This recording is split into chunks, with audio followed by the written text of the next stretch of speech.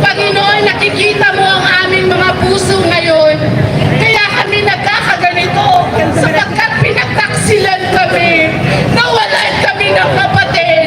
Ang aming kapatid na si Tatay Duterte nandoon sa kamay ng mga banyaga. At yun ang hindi namin kayang tanggapin. Pero alam namin, O Diyos, na walang imposible sa'yo. Panginoon, huwag sana kami magkawatak-watak dahil lang sa ganito. Maraming salamat, O Diyos, dahil mahal nyo ang Pilipinas.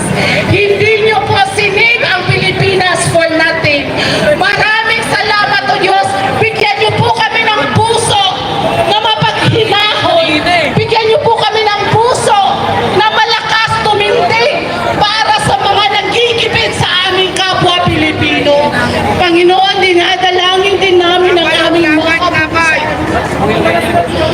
Isingin niyo po ang kanilang puso. Susunod po na magkakaroon ng tensyon. Sana maunawaan nila na yun ay kapwa din nila Pilipino.